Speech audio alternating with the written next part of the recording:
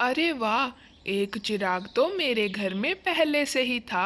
अब भगवान की दया से 3 और चिराग मेरे घर में आ गए हैं। आओ मेरी तीनों बहुओं, आपका हमारे इस घर में स्वागत है।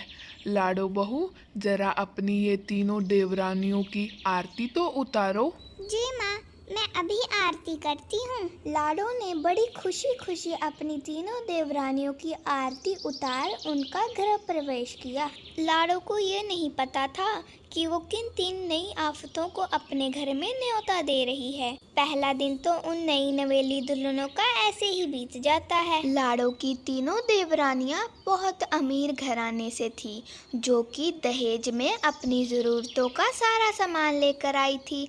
लेकिन सिर्फ लाडो ही थी जो कि गरीब परिवार से थी। नई बहुओं के शादी के लगभग 1 हफ्ते के बाद। अरे वीरा, वो आपको माँ आपने क्या कमरे में एसी चलाया हुआ है? हाँ, मैंने एसी चलाया हुआ है, लेकिन जेठानी जी आप ज्यादा एसी के मजे मत लो।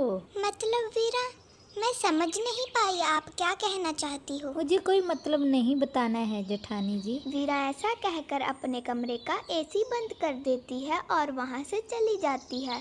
लाडो को वीरा का ये व्यवहार बहुत रूखा लगता है, लेकिन वो इस बात की परवाह किए बगैर अपने काम में जुट जाती है। दोपहर के समय पारो चिड़िया खाना खाकर अपनी सास से कहती है, हाँ, अब तो मेरा पेट भर गया है, मैं तो जा रही हूँ अब कूलर की ठंडी ठंडी हवा खाने। बस अभी तुम खाकर जा रही हो बहू? टेबल में से बर्तन भी उठाने होते हैं। क्या तुम्हारी माँ ने तुम्हें कुछ सिखाया नहीं क्या? माँ ने मुझे सब कुछ सिखाया है, मैं जानती हूँ मम्मी जी। हाँ, तो अगर तुम जानती हो तो इन बर्तनों को समेट कर तो जाओ। मम्मी जी, जेठानी है तो है इन बर्तनों को समेटने के लिए, तो फिर मैं मेहनत क्यों करूं? जेठानी जी तुम्हारी जेठानी है, कहीं की नौकरानी नहीं है जो तुम्हारे बर्तनों को समेटे। वो बेचारी दिन भर इतनी मेहनत करती है और तुम हो कि अपने बर्तनों को उठाकर रसोई में नहीं रख सकती। मम्मी जी, हम आपकी अमीर बहुएं हैं जिन्होंने आपको ट्रक भर के दहेज दिया है। जेठानी जी ने आपको क्या दिया है? ना ही उसकी शक्ल अच्छी है और ना ही रंग ढंग अच्छा है। यहाँ तक मुझे मालूम है उन्होंने आपको दहेज भी कुछ ढंग का नहीं दिया, तो घर के काम भी वही करेगी।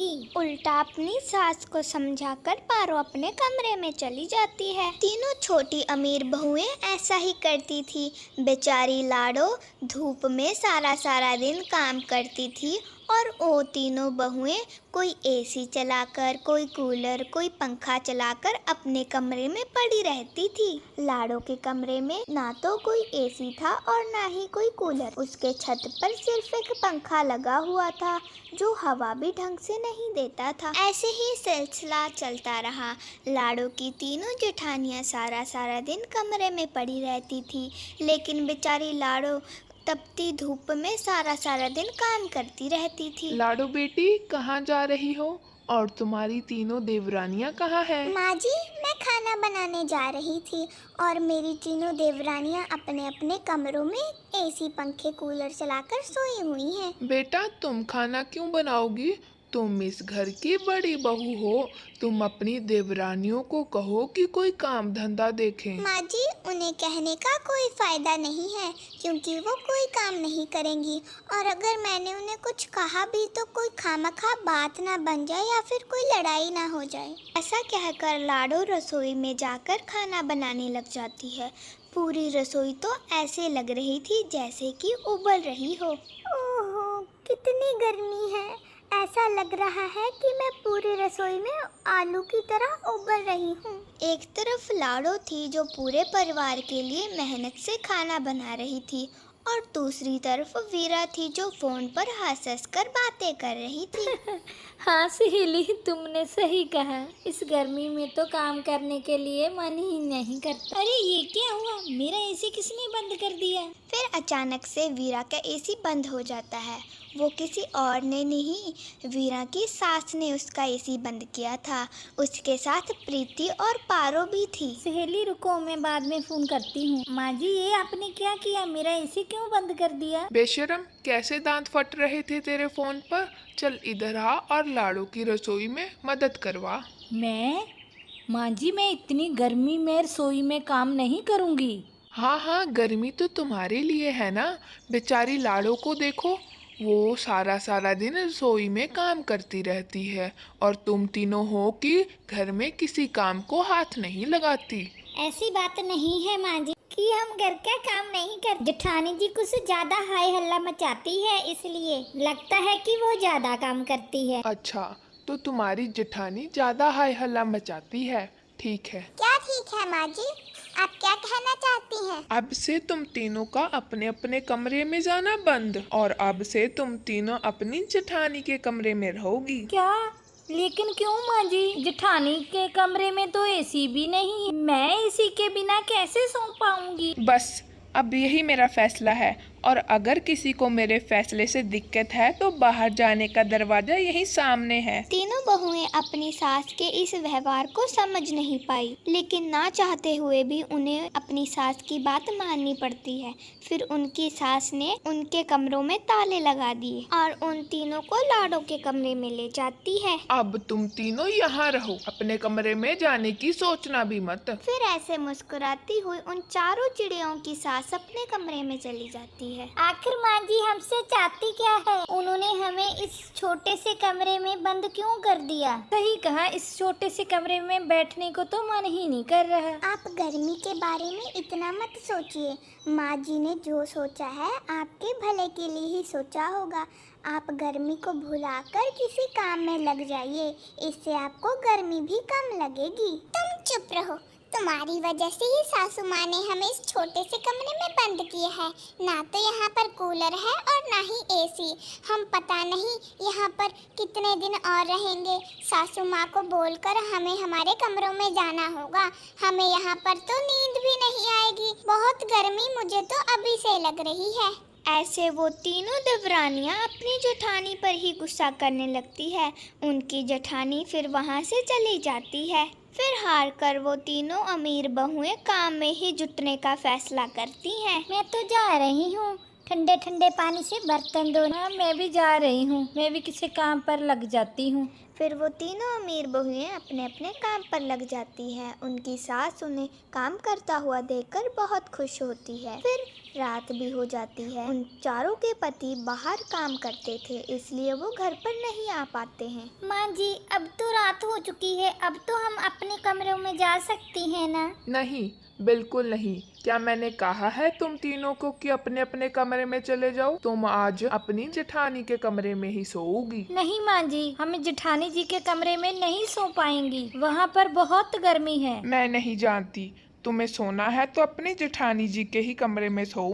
मैं तुम्हें तुम्हारे कमरों की चाबी नहीं दूंगी। ऐसा कहकर उनकी सास अपने कमरे में चली जाती है। फिर वो तीनों अपनी जेठानी जी के ही कमरे में चली जाती है।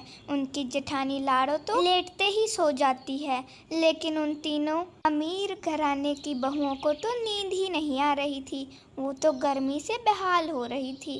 ओह, बहुत गर्मी लग रही है, मैं कैसे सोई इस कमरे में? पता नहीं जेठानी जी को इस कमरे में कैसे नींद आ जाती है। मैं तो पूरी पसीने में भीग गई हूँ। माँ जी ने पता नहीं हमको यहाँ पर क्यों फंसा दिया है। फिर ऐसे जागते हुए ही उन तीनों की रात गुजर जाती है। फिर अगले दिन। हाँ, तो फिर मेरी तीनों बहुओं, कैसी नींद आई तुम्हें अपनी जेठानी जी के कमरे में? पूछो मत माँ, सारी रात एक झपकी नहीं लग पाई। माँ जी हमें हमारे कमरे में जाने दीजिए ना। आप हमारे साथ इतना जुल्म क्यों कर रही हैं, जबकि आपको पता है कि हम तीनों एसी पंखे कूलर के बिना नहीं रह सकती। तुम तीनों जानना चाहती हो कि मैं तुम तीनों के साथ ऐसा क्यों कर रही थी? देखो, ऐसा नहीं है कि गर्मी बड़ी नहीं, गर्मी बड़ी है, लेकिन उस गर्मी को तुम तीनों अपने हिसाब से ढाल लेती हो। और बेचारी तुम्हारी जेठानी लाड़ो, वो बेचारी गरीब है, इसलिए वो ऐसा नहीं कर पाती। वो इतनी तपती गर्मी में घर का सारा काम करती है, हम सबको खाना देती है, झाड़ू पोछा बर्तन सब काम करती है घर के, लेकिन तुम तीनों उसकी एक भी काम में मदद नहीं कराती। मैं सिर्फ तुम तीनों को तुम्हारी जेठानी की हालत का अंदाजा करवाना चाहती थी कि बिना एसी कूलर के इस तपती गर्मी में काम कर कर कैसा लगता है। मैं सिर्फ तुम्हें ऐसा महसूस कराना चाहती थी, क्योंकि तुम तीनों कोई काम धंधा तो नहीं करती थी और ऊपर से अपनी जेठानी लाड़ो को ताने मारती थी। अब तुम तीनों मुझे बताओ कि एक दिन उसकी जिंदगी जीकर तुम्हें कैसा लगा? उन तीनों बहुओं के पास कोई जवाब नहीं था। उन तीनों के सर शर्म से झुक गए थे। जेठानी जी, हमें माफ कर दीजिए। माँ जी, आपने हमें आईना दिखा दिया। मुझे भी, और मुझे भी। आप ये सब कैसी बातें कर रही हैं?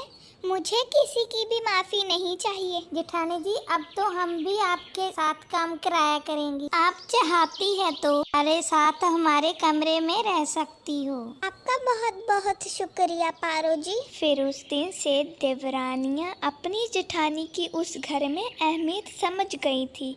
फिर उस दिन से वो सभी देवरानियां अपनी जेठानी की काम में मदद करवाया करती थी और उनसे लड़ाई ना कर उनसे प्यार से बात किया करती थी। फिर वो सब आपस में खुशी खुशी रहने लगते हैं। प्यारे दोस्तों, अगर आपको ये हमारी कहानी अच्छी लगी तो हमारे चैनल को सब्सक्राइब करना मत भूलना। वीडियो को लाइक, शेयर, कमेंट जरूर करना। धन्यवाद।